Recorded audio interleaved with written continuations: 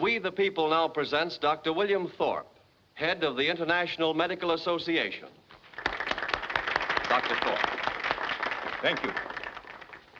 I speak for the Association's Committee for Refugee Doctors. Our purpose is to find professional openings in this country for those physicians and surgeons who have been driven from their own countries. However, these gentlemen have no wish to compete with our own doctors in the medically well-serviced metropolitan areas. But there are hundreds of towns and communities throughout rural America entirely without medical service.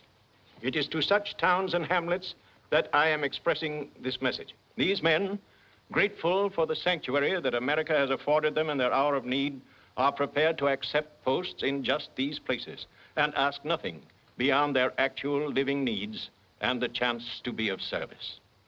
The next voice you hear will be Dr. Rudolf Preussner, formerly of Prague. Dr. Preussner. You people out there want two things to know. First, what kind of a doctor is this whose voice we hear? And second, is he a good doctor? The first question I answer quickly. I am a specialist in obstetrics. 8 years, I do nothing but this. And very good success with a stork. And the second question, is he a good doctor? Can I answer that? Yes. Since I have great pride in my profession, I can. Yes. I am a good doctor. I hope you will somewhere let me prove that I do not boast.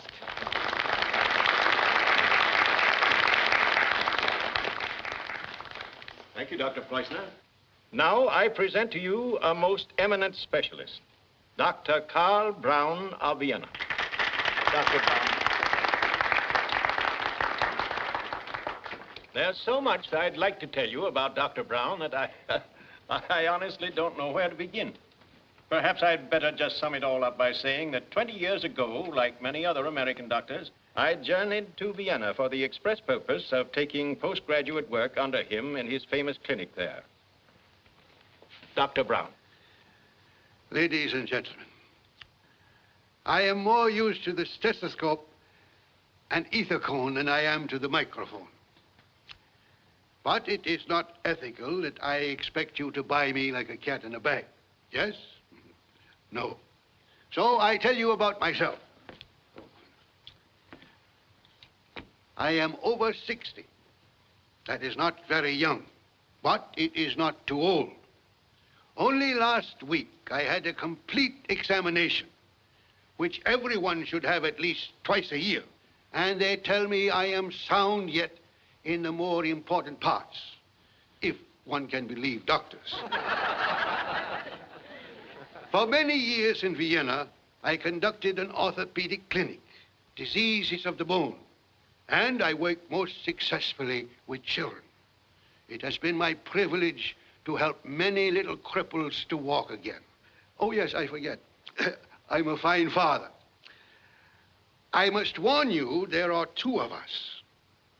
That means 2 expenses if you send for me. Naturally, we cannot separate, my daughter Leni and I, after all we have gone through together. In Vienna, she was very gay, when Vienna was gay. But now she settles down to work by my side. She is studying to be a nurse and learning very fast. And such a musician. You should hear her once play a Brahms concerto. Every note is like a kiss.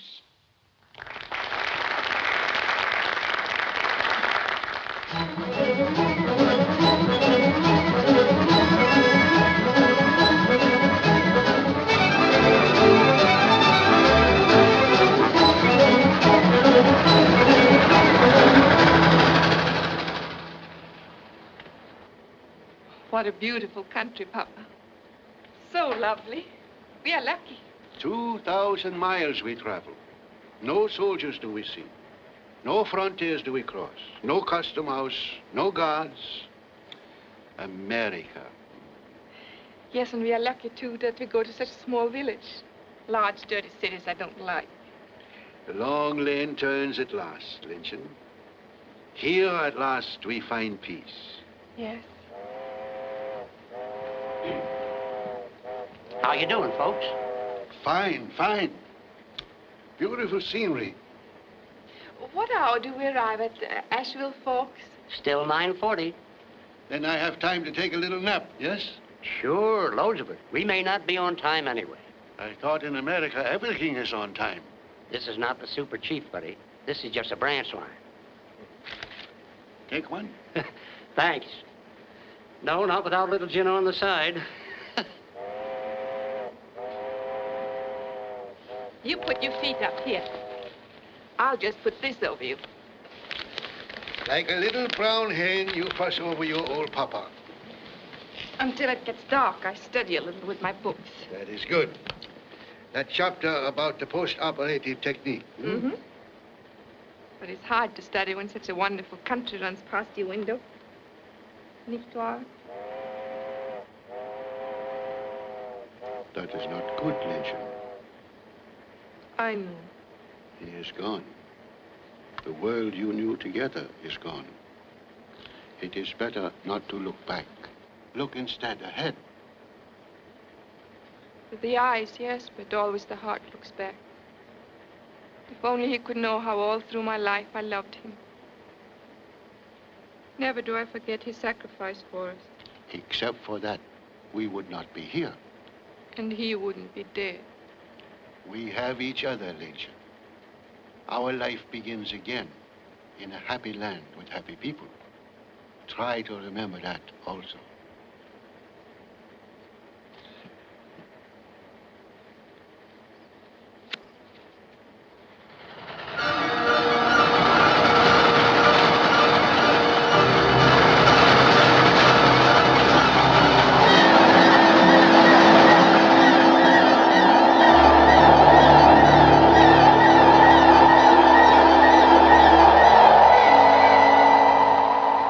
Cozy night to welcome strangers. They're sure gonna like it here. I bet you $10 it don't stay a week. Not that I got $10 or anybody else in this dog gasket. Shut up, Nunk. Remember the last one? I'll just get a good night's sleep, gentlemen, and start my rounds in the morning. Comes morning, where is he? Whoosh, over the hills and far away. I gotta stay. There's a lot of sick people. And you keep your traps shut when they get here, understand? None of your belly aching. 30 years I've been tending this community. All of a sudden, I'm not good enough. No, indeedy. Got to send for some foreign pill dispenser with an MD, PDQ, NO back of his name. You're a vet, Nunk, and you're okay with cows and horses and ordinary human ills. But things have been piling up around here that need real doctrine. Dust pneumonia, fracture cases. My little girl at a piano. Sit down and play drums like a kiss. Ah! You call that doctoring, eh? All right, Nunk, never mind. Here comes the train. Now remember, keep your mouth shut and let me handle this. Go right ahead, Bub. It's your picnic. Well, aren't you going to help me? Sure, sure. Well, then go on out there and crank up the jalopy.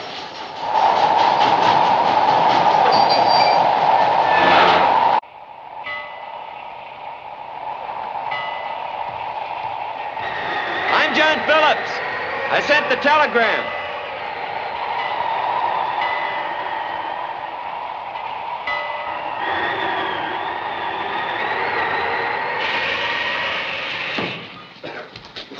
Well, not a very pleasant night. Bit of a storm. A bit. I think it is a whole big storm. Is it like this all the time? No, this is very unusual weather. Well, I hope so. Oh, this is my daughter, Lady. How do you do? She's a boiling, son. Okay, Nunk. I'm Dr. Atterbury. He's a local vet. So, may I call you my colleague? Yes? Colleague? Oh, yeah. I've been called worse than that in my time. Well, come on, folks. You better get your handkerchiefs.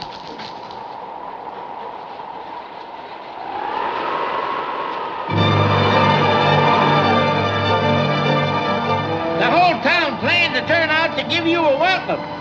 But the influenza kept them home. Influenza? Are there many cases? Only an epidemic. Oh, we fixed up the house. Hope you'll like it.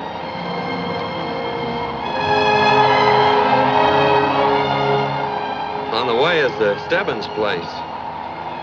He and his missus and 2 kids are laid up. I thought that... Boss.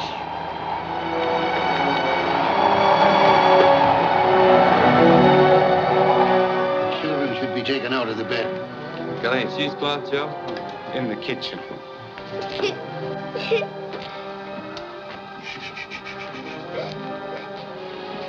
Doctor, how is he? Pneumonia. The dust. There's hot bricks on the stove. Doctor, don't bother with me. My little girl. The best thing I can do for her is get her mama well, yeah?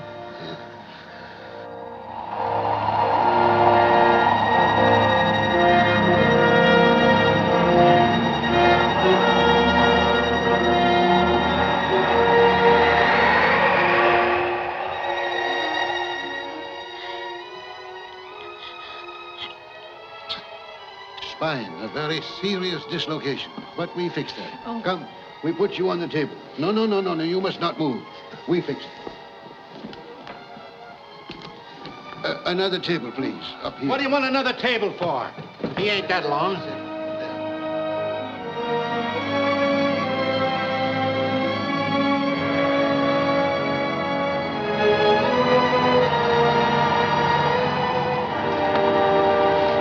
Now you take us home, please.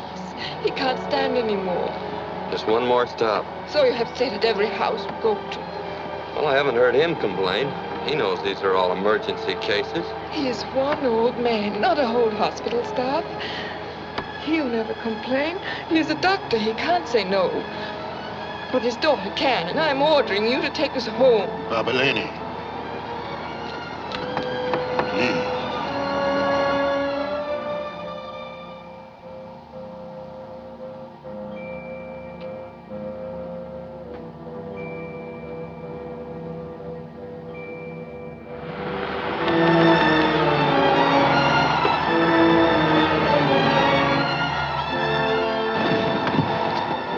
No, this is too much.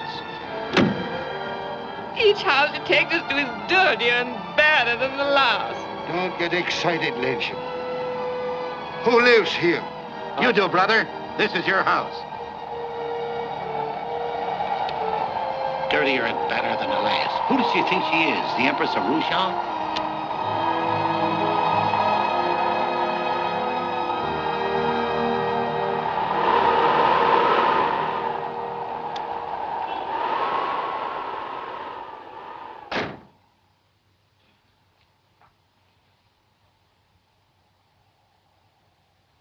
Not much of a house, I'll admit. We tried to fix it up for you. Hier sollen wir leben. Das ist ja eine Unverschämtheit. What's she squawking about? Excuse her, please. She's very tired. I know you're both all in. We'll just show you what's what, and then we'll leave you. Now get the stuff out of the car. Put it away. She's put right now, son. I'm not going to break my arm cranking her up again. You live near here, too? We live here. This is my house. But, Oh, don't worry. We've moved upstairs. Got our own private entrance and everything. Won't bother you a bit. This is all yours. Here, I'll show you the layout. Find the beds are made up all nice and fresh, and there's plenty of clean towels in the bathroom, lady, and the women folk fixed up some food and stuff. A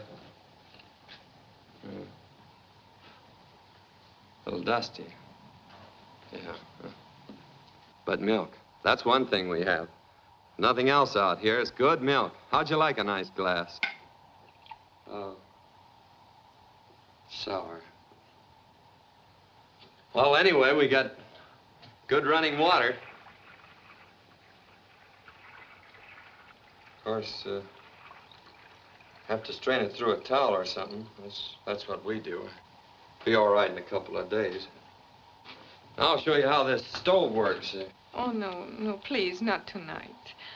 I've seen too much already. Don't guess it! Me, at my age, a bellhop for foreigners. All right, now, hit the hay. You're darn tootin'. So long, folks. Before I turn in, there's something I'd like to say. It's been a tough night for you, and you were both swell. I'm mighty thankful. You can see what we're up against, Doc. Yes. Things are very bad. Oh, this is horrible. How can people live in such filth? Oh, you're gonna be all right when we get this dust cleared away. It isn't gonna be as hard as you think. I guess we don't notice it so much. We're kind of used to it. You'll feel better after a night's rest. Sleep works wonders, doesn't it, Doc? Um Gottes Willen, Papa. Soll endlich allein lassen. Ich kann nicht mehr auslassen. What did she say? Forgive her, please. She's very tired. Her nerves, you understand. We speak about it tomorrow, yes? I know she's had a tough night, but... No. You've been very, very kind and thoughtful. Good night. Good night, Doc.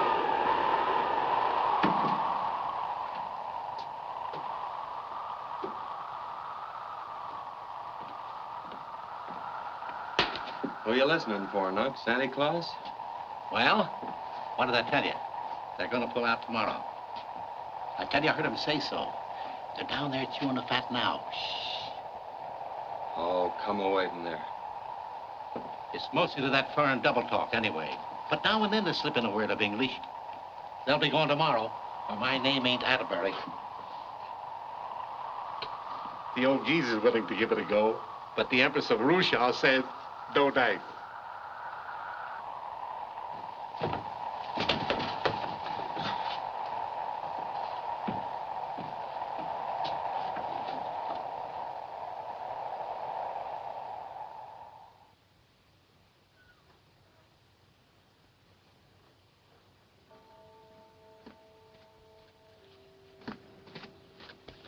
Warm up the jalopy, Nuck. I'll see if they're ready for church. They ain't listening for no church bells, son. They're getting ready for the choo-choo.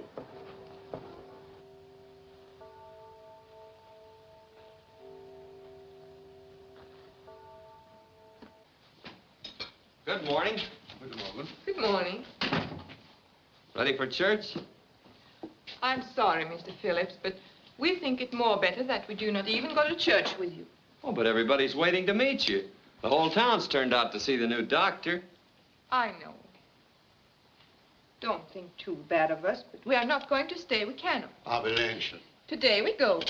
Oh, but Doctor, it's hardly fair to judge us by last night. You know it won't always be like that. Oh, please, Mr. Phillips, do not plead with him. He would gladly kill himself for others, but I will not let him. We would like to do what is right, but... Well, we can't chain you here. It's a free country.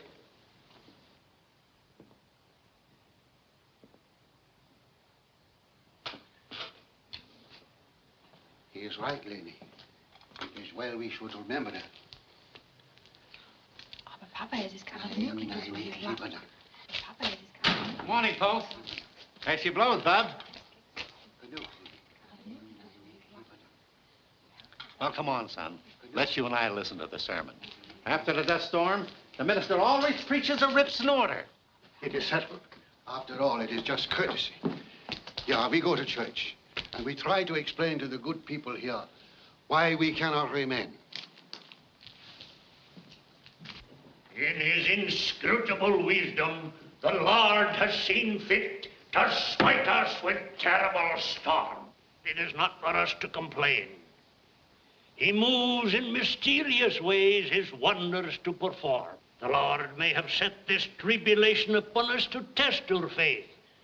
And there are some among us who feel that we had a superabundance of his testing.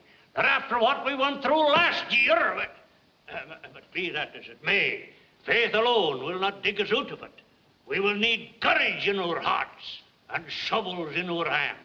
Today, on this blessed Sabbath, God's sun is shining, for the storm has blown itself out. Let us pray that we likewise may have the bitterness and sorrow from our hearts blown away. Last night there came into our midst a stranger, and if we need an example of true courage and helpfulness, it has already been set by him. Aye, brethren, the Lord heard our prayers. We asked for a doctor, and he sent us not only a doctor, but a man. Last night when the storm was howling, he came into our midst, tired and worn out by a trip across the continent. And we out waiting even for a dish of tea, he promptly gave succor to those who were sore beset. I speak of Dr. Carl Braun, who sits among you, and whom when services are over, you will all welcome in person. We give thanks to the Lord that he sent us such a man and his fine young daughter to help us. May they remain with us always, honored by all, and blessed by God. Amen. Amen. When the minister is alone, you tell him yes? Please, lady, listen to me. Papa, do you want me to tell him?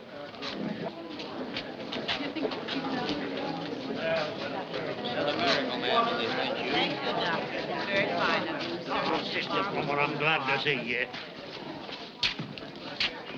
Reverend, you sure are hitting on all cylinders today. Dr. Brown. Oh, good morning.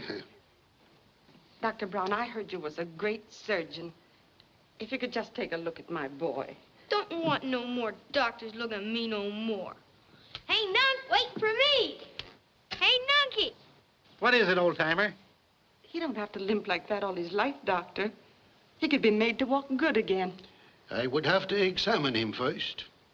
It is possible that an operation It is possible, Doctor, I know.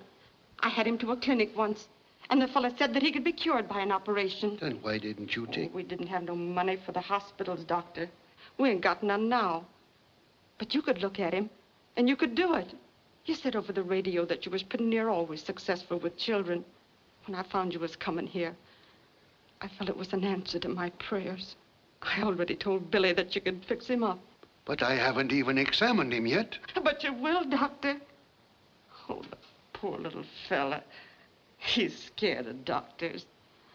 There's been a couple of them that fooled around and hurt him and didn't do no good. But I told him you was a great surgeon, come all the way from Vienna just to make him well. But you could operate on him, Doctor. You could make him walk good again. You could do it easy. Oh, please, Doctor. All right. I will look him over. Thank you, Doctor. Thank you.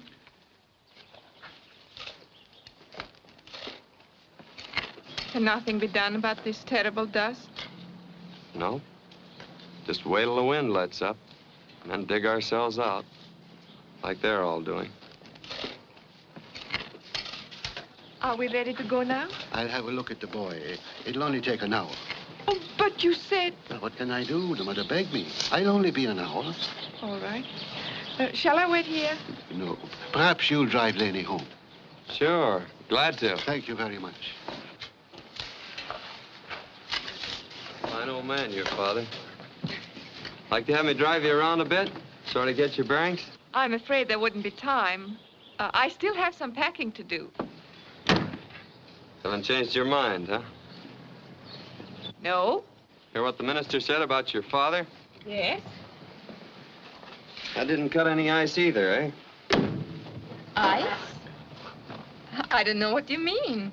I mean, that didn't make any difference. I'm sorry. It's no use, really. We're going. What was the name of that radio program you were on? Oh, you mean We the People? Yeah. We the People. I left holding a bag. back? Skip it. You are angry with us. Disappointed. Oh, I don't blame you, but... Look, let's not talk about it, shall we? But I want that you shall understand. You need hear a younger man than my father. There was a younger man on the air just ahead of you. A lot of folks around here figured we ought to send for him. But I said send for the older man with his daughter. Figured you might be some help. Oh, but Forget it. I'm not going to try and sales talk you on staying. I'll even help you pack.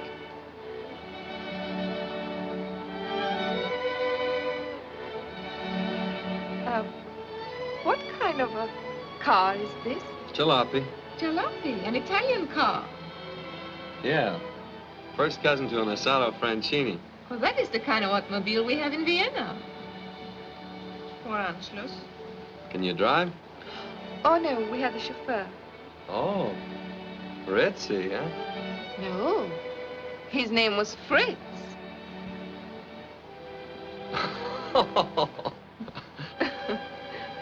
I say something funny. Yes? Yeah, you slay me. So, I'm almost packed. I wish that my father would not be late. Just can't wait to beat it, can you? Beat it? If you're gonna stick around, I'd teach you the American language. But what's the use? You're gonna scram anyway. If you could only take it like the old gent. Take? Yeah. See that? But she's sweet. Who is she? My grandmother. She came out here in '61 by covered wagon. There were Indians to fight then and dangers and famine to meet. Little dust couldn't run her out. She could take it. She was a pioneer. Yes, but when you are a refugee, it is different. The pioneers have everything to gain. We have lost everything. Well, I figured you stopped being a refugee when you came through Ellis Island. There's no reason why you can't start being a pioneer now, even in a dust bowl. That used to be topsoil. Good, rich earth. Fine stuff to have your roots in, if you had any roots.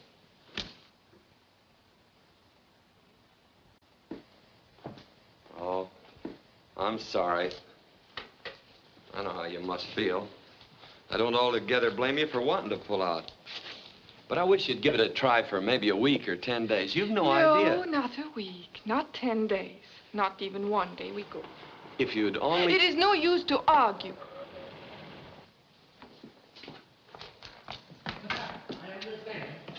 You're asking me. But I'm not asking you. You see, my friend, the surgery is very simple. But underlying the paralysis, there's a definite psychosis. You don't say. Psychosis? Now, where would a kid pick up a foreign disease like that? Papa, you are ready to go now, yes? Please, Lancet, one moment. Now, Dr. Atterbury, I will need all the things on this list by 8 o'clock tomorrow morning. Today's Sunday, brother. Drugstores are shut like a clam. I am certain all doors will be open to you, Dr. Atterbury. Well, if that's the way you feel about it, colleague, leave it to me. It is a very interesting case, that little cripple boy. I have a case exactly like him in 23. The prognosis is identical. It is a partial paralysis. All right, Papa, you tell me all about it on the train. Yes, yes. You see, what train? Papa, we're leaving today. No, Lancet, we're not leaving today. I promised the mother I operate tomorrow. But that means we have to stay. For how long? Oh, perhaps a week, 10 days. Oh, but Papa... It is no use to argue.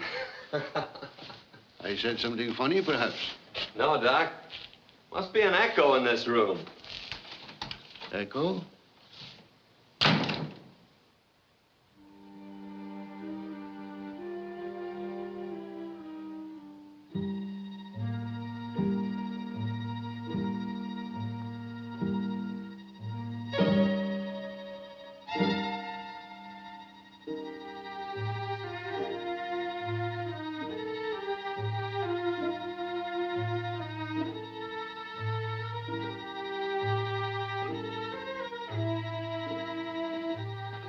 Easy now, Doctor, easy. There we are. Way over. That's it.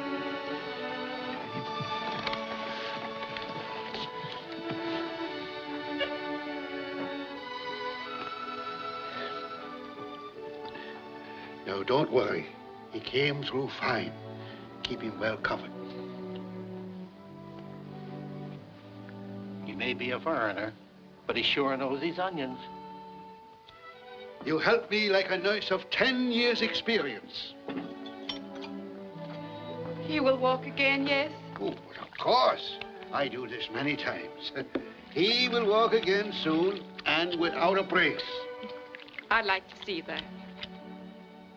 Well, perhaps, as Mr. Phillips says, we stick around and maybe we see him walk, yes?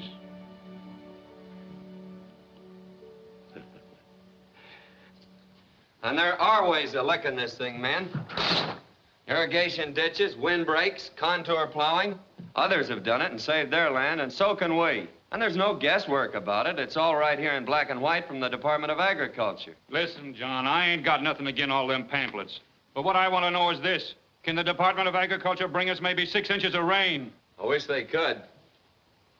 But if we did what they told us, we might learn how to use what little rain we do get. These plans have been drawn up by experts. They know our problems. There ain't no college professor going to teach me how to farm my land. Shut up. Listen. How much land you got left that hasn't blown away? Look, man, let's quit arguing and kidding ourselves. We're all in the same boat. We're all gonna sink unless we stick together. Every one of us has been served with a dispossess notice. Not by Uncle Sam or a bank or some mortgage company, but by a little old gal we've been kicking in the teeth, Mother Nature. Well, we've had enough talk. How about getting some work done? Are you gonna pitch in and help? Well, we can try it. All right, count me in, too. Anything to save the darn land. Save the day, all right.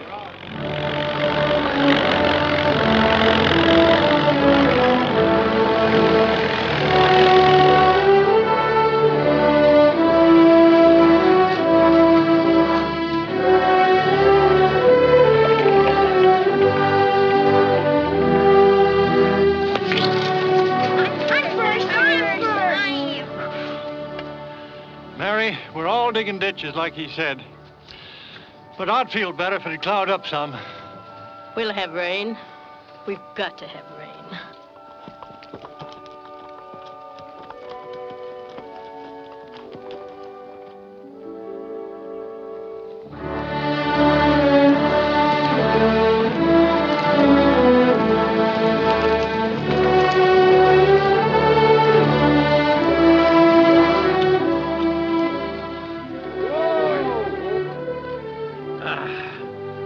Take a year to plow this thunder, unless we can buy some tractors. Well, what do you think I'm going to Harrisburg for, to see the movies? Don't let the heat get down your collar, bud. Attaboy, Nunk. Every little drop helps. Tell the Department of Agriculture not to send us any more bulletin or no more bull. Get in! Them pamphlets are raining on us. They ain't got no moisture. Good morning. Morning, Laney. Gosh, you're up kind of early, aren't you? Oh, look out. What's that? Well, you have a long drive ahead of you, so I fixed you something to eat on the way. Oh, that's very nice of you. Thanks. Today will be another, how do you say it, a scorcher? Yeah. Afraid so. There is the god of rain, so I'll try and pray to him. Send it special delivery, will you, Laney?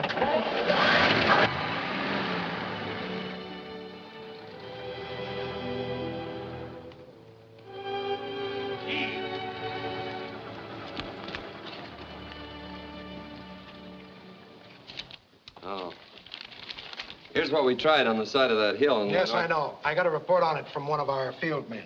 Yeah, but according to your pamphlets... Now, we look, figured... Phillips, the trouble with you farmers is that you're always too late. I'd say in your case, about 20 years too late. Well... Now, I don't doubt that you've all been sweating blood, but all this isn't going to help.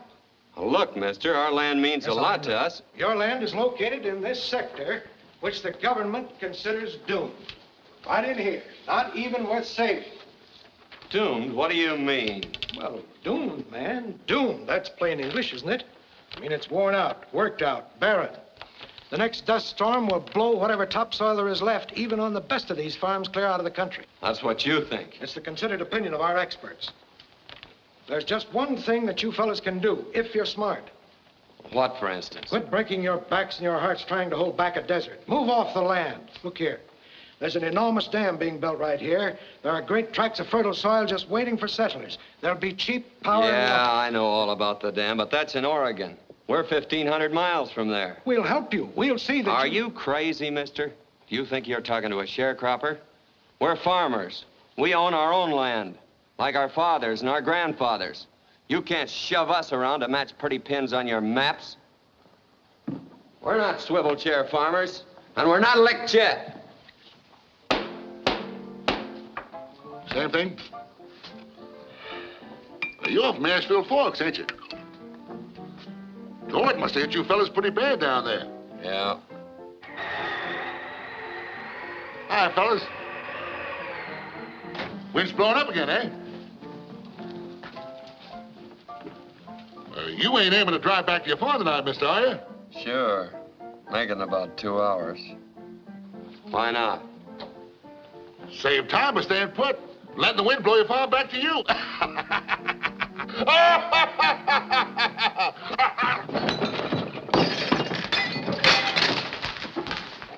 Anybody else think it's funny?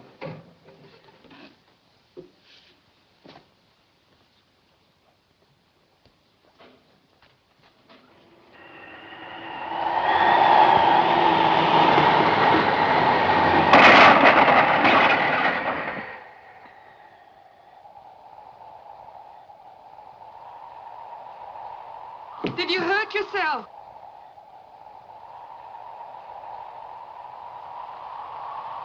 No, I'm all right.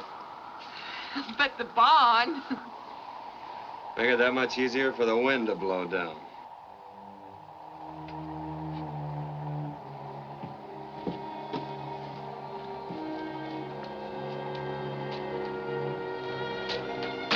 If you want to see my father, he's out with Mr. Atterbury.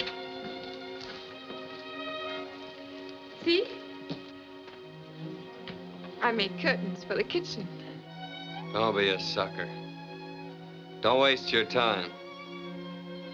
Why don't you pack your things and clear out?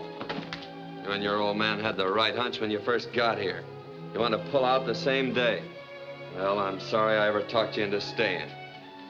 I will make you some very hot, very strong, and very black coffee. I'm not so drunk, I don't know what I'm saying. They showed me maps and charts of our land today. It isn't worth saving, see? I do not believe that. Well, I do. I know when I'm licked. Move off the land, the fella says. It's dead. And it is dead. We're all dying on our feet and haven't got sense enough to know it.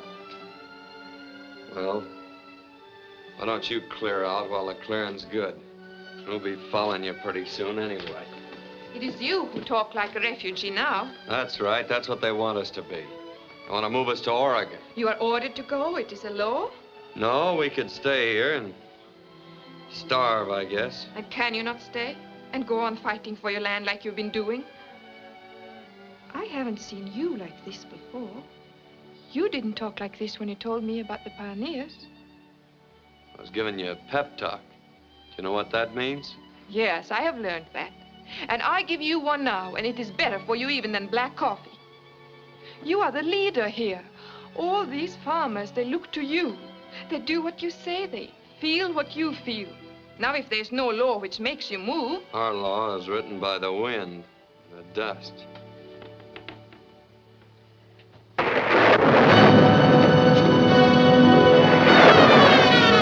It's raining. It's rain. It's rain, Lenny. Honest to God, rain. Feel it? That'll waste the colors off their stupid charts. It feels like rain. It's wet and cool like rain. Listen, Lenny, you can almost hear the earth drinking it up. I don't hear anything but my heart beating. Oh, you're getting dressed. You better go in. It feels good. I like it. So do I. Who is that rain god, Laney? Jupiter Pluvius. Yeah, that's the fella.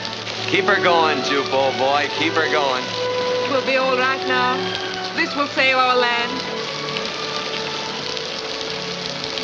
Our land? As you say, I have begun to take root.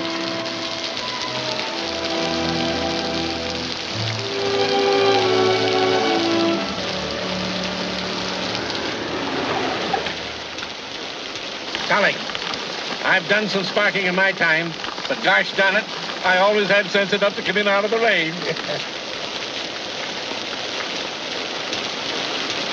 it wonderful? What, the rain or the foolishness? Both.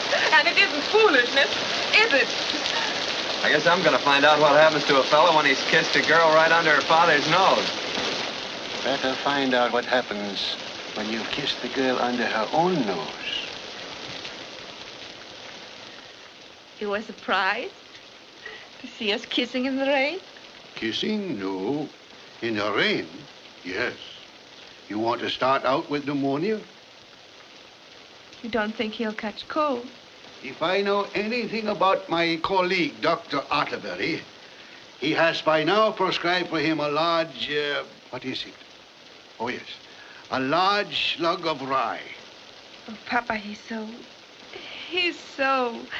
Yes, I know. He is so wonderful. You are so wonderful. It is all so wonderful. And now, I tell you my wonderful news. It is from one of the greatest clinics in America. They want me to join their staff. But this came a week ago. I remember it. Why didn't you tell me? Because then I was not certain if you want to leave here. Now I am certain you want to remain. But you're not going to refuse such a splendid chance. No. But there is no hurry. They give me 90 days to consider. So I wait until you are married, yes? Good night. Just listen to that rain. Nothing could sound so beautiful. What say? Come again. The rain, hear it? Symphony orchestra couldn't make sweeter music than that. What? What say? I said the rain on the roof is lovely to hear. Can't hear a word you say on account of the ding-busted rain. Oh, I'm glad I'm not in love.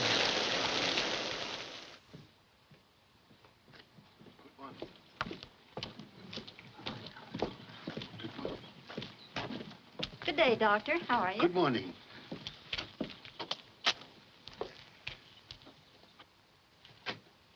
Billy.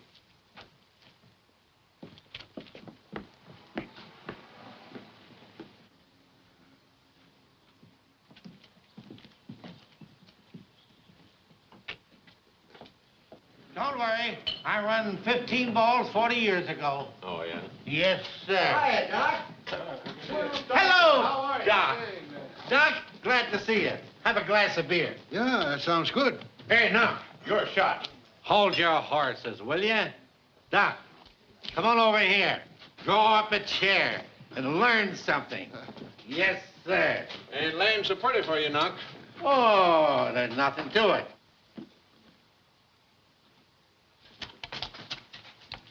Uh-uh. Huh? Oh. Uh-uh. Why not make both balls? Both balls? Well, maybe Doc thinks he can make it. All right, there you are. Oh, It's all yours, brother. Well, I try.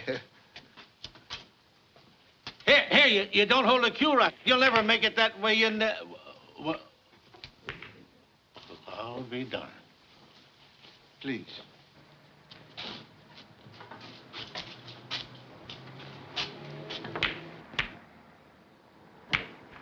Well, he's all right. I don't know about that.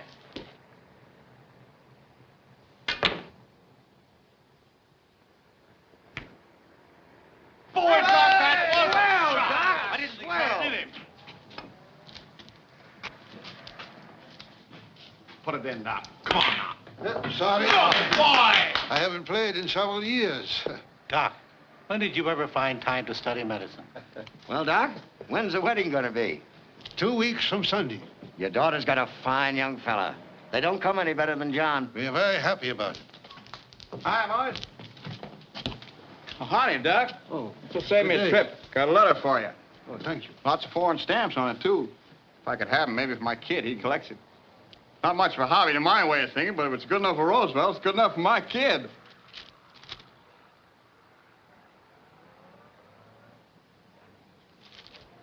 Hey, Doc, it's your shot.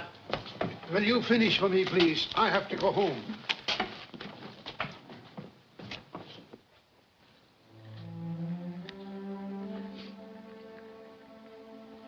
But how can we be sure that it's true? They told us Eric was killed. But it is true, Ländchen. You read in the letter. Dr. Trevor saw him in Russia. He escaped, thank God. We owe him our lives, Ländchen. I know. I, too, say thank God. But I feel wicked and horrible, for in my heart I cannot be happy.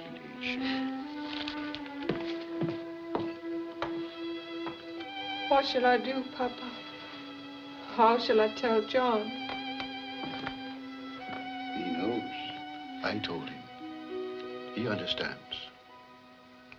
But you don't understand. But Ländchen, you love Eric. You were to have been married. I know, but that was 2 years ago in another life. In another world. I know how you feel, Ländchen.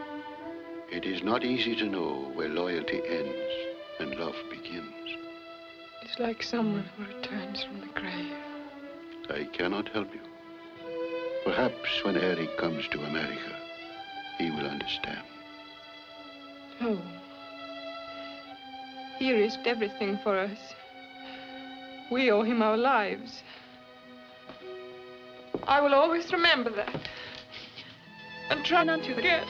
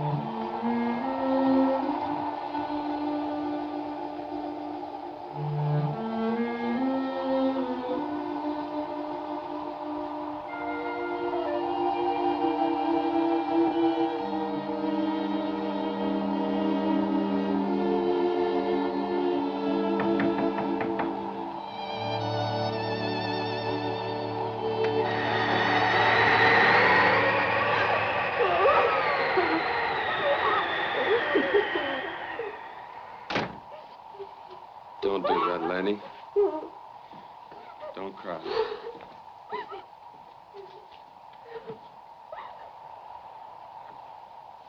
I've been sitting up in my room for hours trying to figure this thing out. It still seems all wrong. I know. But try to understand. We'd be a lot better off, you and I, Lenny, without so much understanding. We get all tangled up in other people's feelings with duties and obligations. We know where our happiness lies. Why don't we take it? Perhaps because we know that it's not altogether ours. Yeah, well, just something I could fight. But I can't. It's like that storm outside. How long before he gets here? His boat gets to San Francisco next month. Send him a cable. Tell him you've changed your mind. Tell him it's too late. Tell him we're already married. Tell him anything. How can I? Go ahead, Lenny. You want to. He'll never know. No, John, but we would. Please go now. Please don't stay anymore.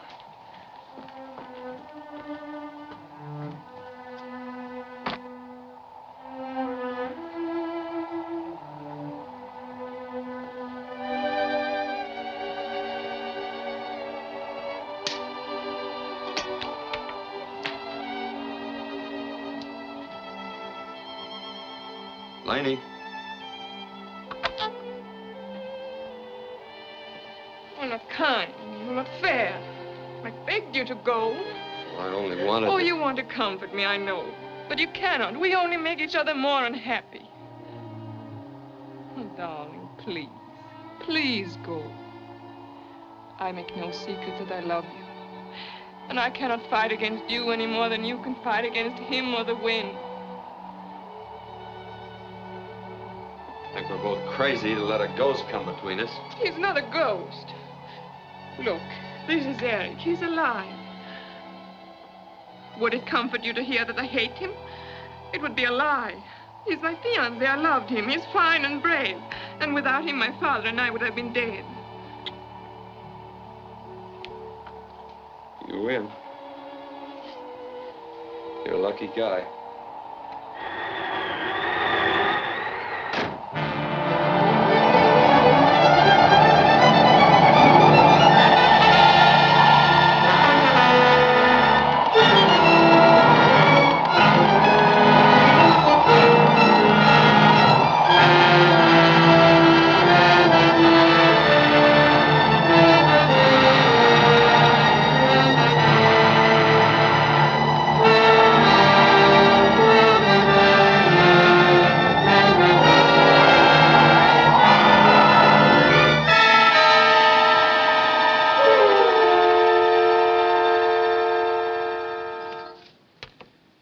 Ladies and gentlemen, this is coming to you directly from the very heart of the stricken area. I'm looking down the main street of Asheville Forks where the storm hit the hardest. And believe me, it looks like an earthquake hit this place rather than just a dust storm. In a few moments, I'll let you hear some of the actual voices of the people who lived through these past few days of devastation. You'll hear history in the making. Asheville Forks is packing up lock, stock, and barrel and is moving on up into Oregon. How about you, sir?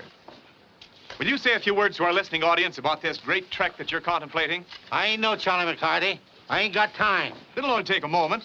Just tell us in your own words about your experiences during this calamity. In my own words? Yes. All right. You asked for it, brother. Well, the wind was howling like a... Thank you very much. Very graphic indeed. I call them as I see them, brother. Yes, I see you do. What if we don't feel like hitting the trail for Oregon? What if we figure our land here is still good? Look at it, Higgins. What do you aim to grow on it? Seaweed? Well, we can always stay here and go on relief. Why not? Other people are doing it. That's right, you can do that. There's no compulsion in this. But as long as we have to move off the land, let's move like an army and not like rabble. Let's make it an advance and not a retreat. I don't want to go any more than the rest of you. Only a few months ago, it was I that argued that we stay here and fight. Well, we fought and lost. That patch on the map is Oregon. That's 1,500 miles from here. That's a long haul in any man's country.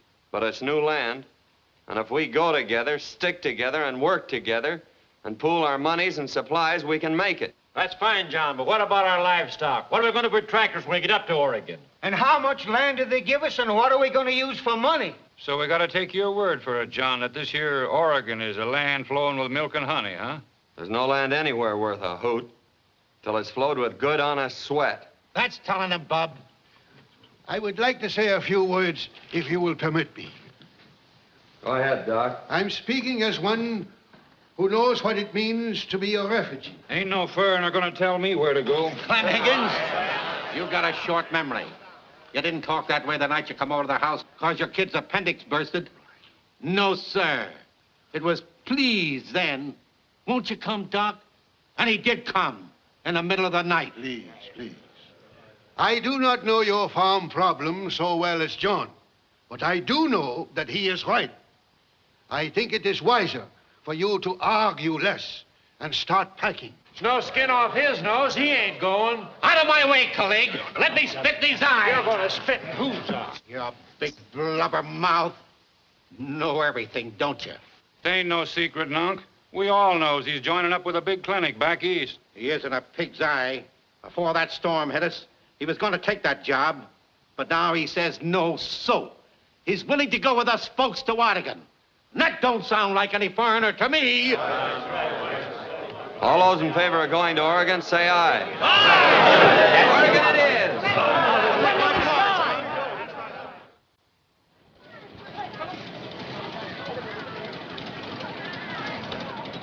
is. You gotta have milk with your coffee, hey, Joe?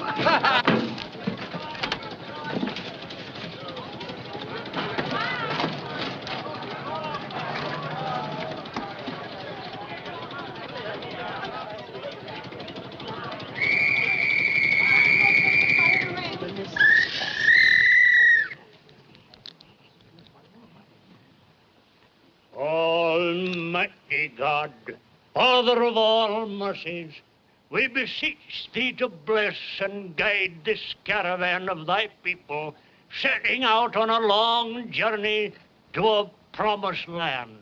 Thou knowest, Lord, that many of the cars are in a deplorable condition. Afflict not thy people further with blowouts, burnt bearings, or broken axles. Prosper them, O Lord, on their new lands, that ere long they may send for us who are remaining here, pending thy good will. Amen. Amen.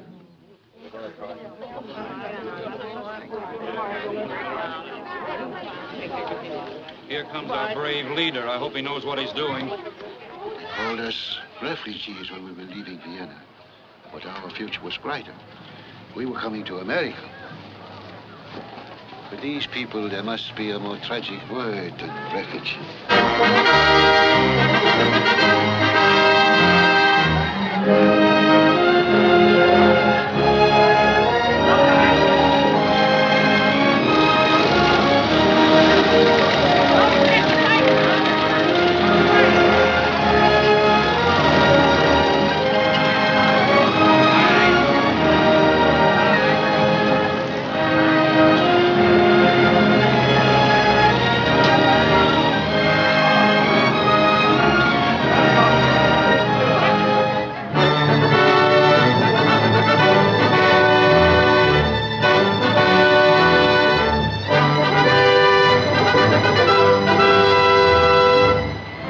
Look at that line of cars and trucks, will you?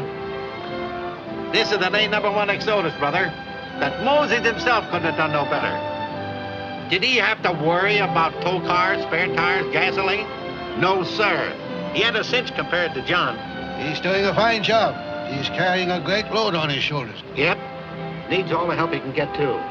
Eating his heart out about, well, something none of my business. Please, no. Oh, I was thinking of another young fella. He had a big job, threw it up. Said he couldn't make the grade without the help of the woman he loved. Sure hope John don't abdicate.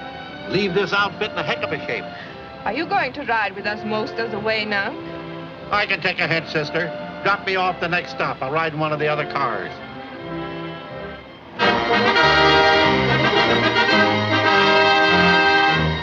Well, sir, I started in a subtle-like way. I gave her a wink. And I said, let me drive the bus, Lenny. Why don't you go forward and ride with John for a while? She never batted an eyelash. Then I started to warm up. And I gave her a great sales talk about you. A lollapalooza. But still no dice. Why don't you mind your own business? Leave her alone, can't you? I can take her or leave her. But can you?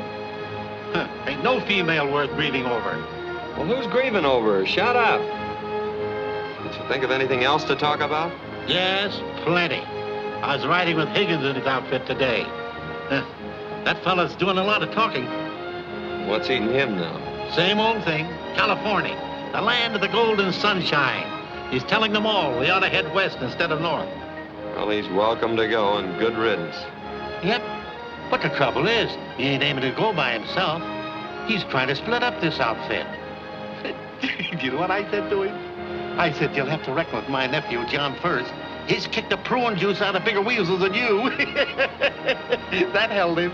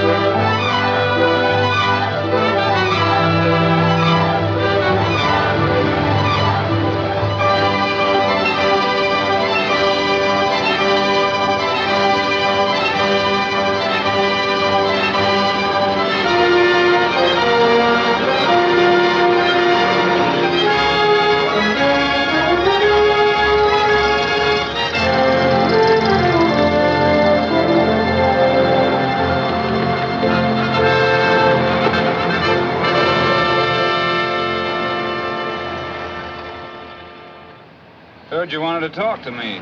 Yep. I wanted to ask you to quit making trouble. Listen, mister. Just because you're in the lead car don't prove you're running the whole shebang. There's a lot of fellas think the way I do. Now, what do you know about that? I know that one rotten apple can spoil a barrel.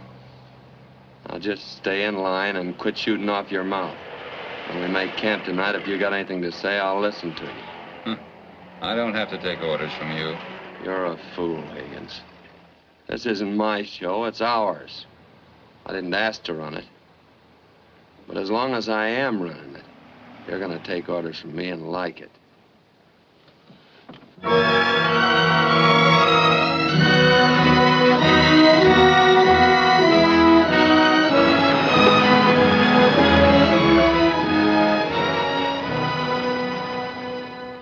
Anyways, in California, they don't freeze to death. There's sunshine out there, and miles of orchards and orange groves and plenty of work picking fruit. His wife's cousin sent him a crate of oranges once, and ever since that, he's been yapping, California, California. Oh, what do you know about it, Nunk? You ain't never been there. No, but I have. Sure, there's miles of groves and orchards, but there's also about 200,000 or 300,000 migratory workers there. There isn't enough fruit for them to pick to make a living wage. Sure, we can go to California, but what good'll it do us? We'll just become migrants, too, drifting up and down the state, following the crops. We're not fruit pickers, man. We're farmers. And up in Oregon, where we're heading for, there's land for us. Land that we can own and farm. There's a road due west from here, Higgins. To your oranges and sunshine. Take it any time you want to. But quit stirring these people up. You ain't gonna bulldoze me with that high and mighty talk. We're getting out of here. But not before you hand over that dough we chipped in. Now, 1 dime, Higgins. You know what that money's for. I suppose it wouldn't be for that little furrin dish that's strutting around your back. A bullseye! That was a beaut right on his kisser. Stubborn, stupid fools. Come, my impetuous young Moses. If you know your Bible, you will remember that the children of Israel had trouble in the wilderness 40 centuries ago. Then they worshiped a golden calf. Now they worship a golden orange or a golden mirage. Well, if I remember correctly, Doc, Moses got good and sore at them, too. Yes, and he was punished. He was allowed to see the promised land, but he never set foot in it. Well, that'll be okay with me, too, Doc. My heart won't be in it.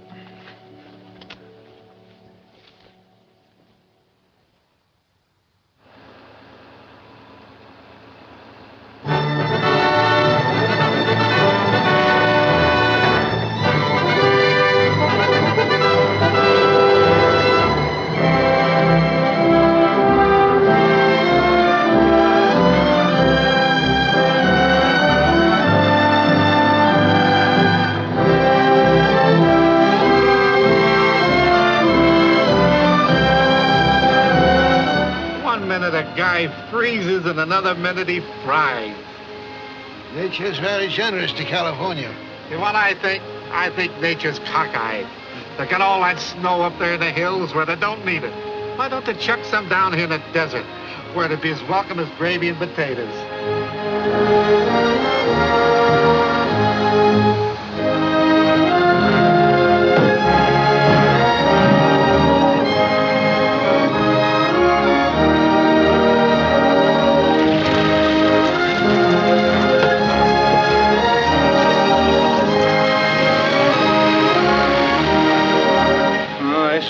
Stretch yet. After today, there'll be a lot more men ready to listen to you. There better be.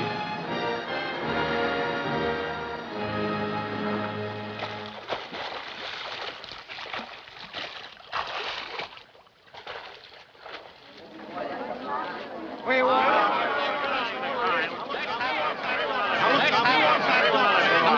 our money and we ain't going no further. Now, we got a right to stay here. We're going to settle this right now, Mr. Phillips. No stalling. We want our dough and our supplies, and we don't want no part of Oregon. We sure don't. How about it, man? Aye. Listen, man. We've driven all day through a furnace. We've only just made camp. You're hot and tired and hungry. Go on back to your tents and let the women feed you. Take a swim, cool off. We can get... No! All right, Higgins. You win. You lead them. Lead them where they're not wanted. Lead them where they'll starve. Lead them into the middle of Death Valley and let them rot for all I care. Where's our dough? You'll get it. Keep your hands off of that. It ain't all yours. You're not going to give this to him, son. You're not going to quit us now. I've taken all I can stomach. That's the money. Do what you like with it. John, what's the matter? What is happening? That promised land is on the fritz, Doc. And I don't want to see it.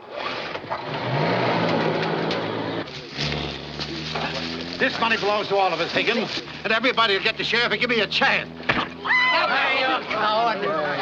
Stand on somebody and hang on to this, Joe. Bill, get them trucks.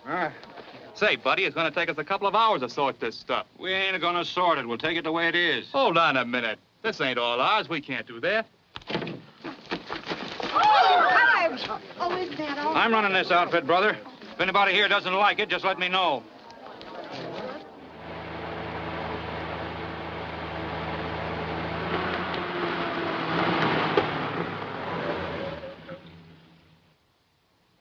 Is anything wrong? No, everything's just dandy. I was just taking a walk. And I was just taking a powder. Small world, isn't it? I don't know what you mean. I mean, I'm clearing out. I'm quitting. I'm through. Is that clear? Yes, but where are you going? What difference does that make? We don't take the same road. San Francisco's less than 200 miles from here. It's a clear day, Lenny. Maybe you can see the Golden Gate. It's not a clear day for me, John. I'm seeing things through a mist.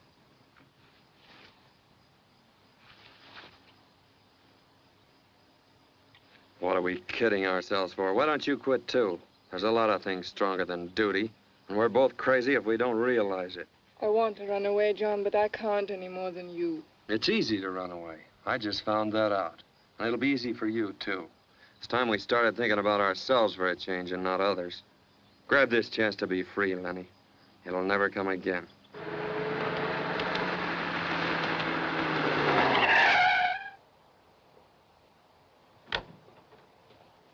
Turn that car back, you yellow liver coot. Higgins will turn the camp wide open. That's okay with me and the lady. Let them stew in their own juice. We're calling it a day. You let him talk like this, Lenny?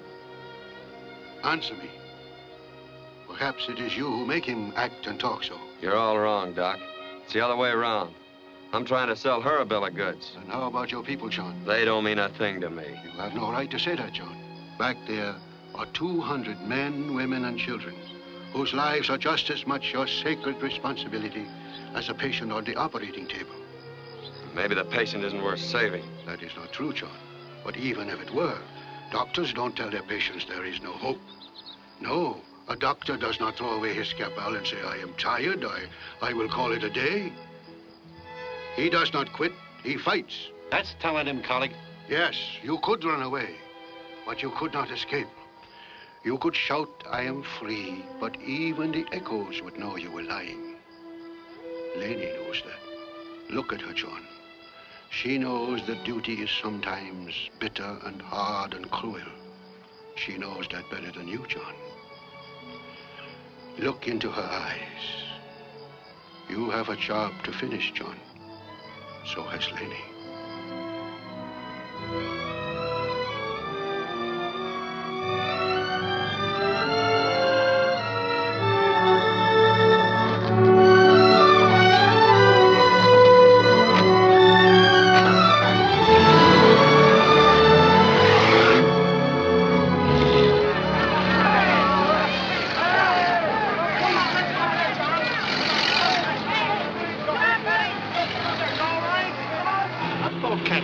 Catch him. You just seen that sock he gave me the kisser. Did it stop you talking?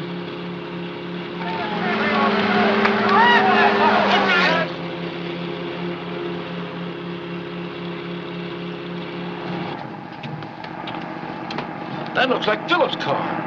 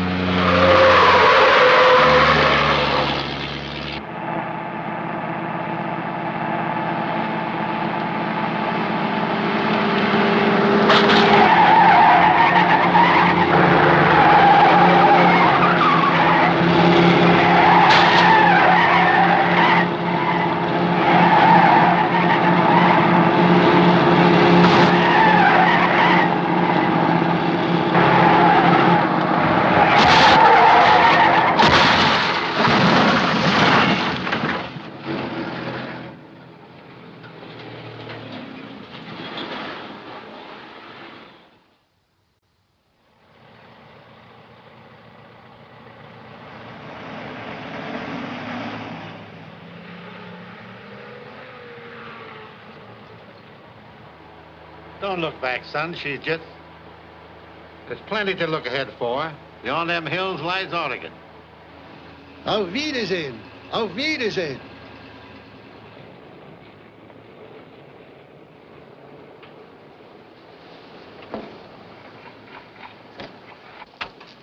Well, here we are. St. George Hotel. Do you think this is the right place, Papa? Well, that's what the council said. But I didn't expect to find Eric in such affluence. Good afternoon. Good afternoon, Herr Doctor. Good afternoon, my Fräulein.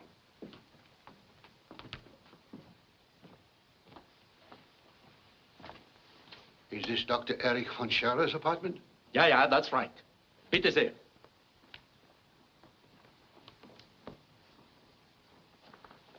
Where is Dr. von Scherer? I will tell him that you are here.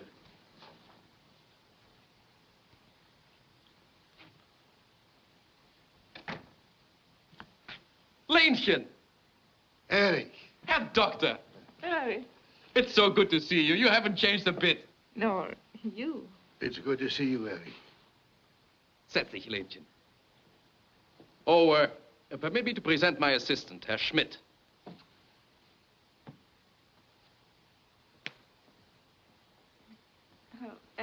Do sit down, Eric, and tell us about your escape. But I didn't escape, Lenchen. What we heard that you had escaped to Russia. I was in Russia, yes. On a mission for the state. Dr. Tauber said in his letter that you... I regret to say that Dr. Tauber is a traitor. He will write no more letters. But, Eric, Dr. Tauber was one of our oldest friends. How is he a traitor? To the Reich, Herr Doctor, of which I'm now an official servant. But you risked your life that we could escape. 2 years ago, I, too, had soft and sentimental ideas, as you will remember, Herr Doctor. Now I have learned a different ideology. I hardly know you, Eric. I have important business here for 2 weeks. Then I return to Berlin. The Reich is acquiring new territory, Herr Doctor. There's work for us to do. I've made arrangements for you and Leni. Us? Oh, have no fear. I have influence in the party. I've arranged that this little difficulty of yours is forgotten. And then we will return to the Reich. No, Eric. You are mistaken. Our home is now in America. Ridiculous. Does the fatherland mean nothing to you? The fatherland, yes. But your Reich, no. It is incredible, Eric. You look so perfectly healthy, and yet you have become infected with a disease more horrible and malignant than cancer. The disease that will be fatal to you and millions of your countrymen, and to the whole Reich.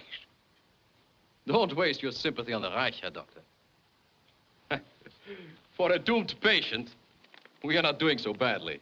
How many times have you sat by a sickbed, Eric, and seen such an outburst of energy just before the death rattle? Come, Leni. We will go on to Oregon.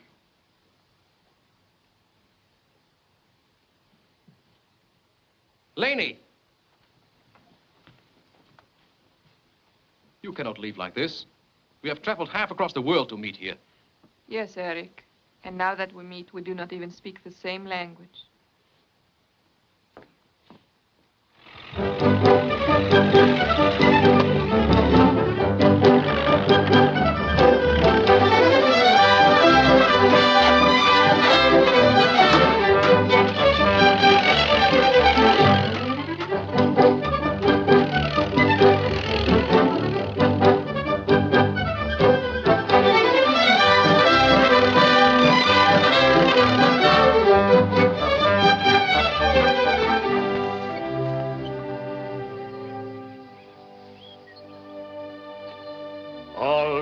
Almighty God, in the shelter of this thy tree, O temporary temple, we ask thy blessing and thy mercy. We ain't no had time yet to build a church, Lord. Thou understandest it was more important to build barns, silos, and homes. But in our hearts, our grateful hearts, is thy eternal temple. We thank thee for this rich soil to which thou hast led us, and for the strong and willing arms and sinews with which it shall be made fruitful and productive. And now, Lord, there stand before thee two of thy servants, this man and this woman, who in thy sight and in the presence of this congregation desire to enter into the sacred bond of matrimony.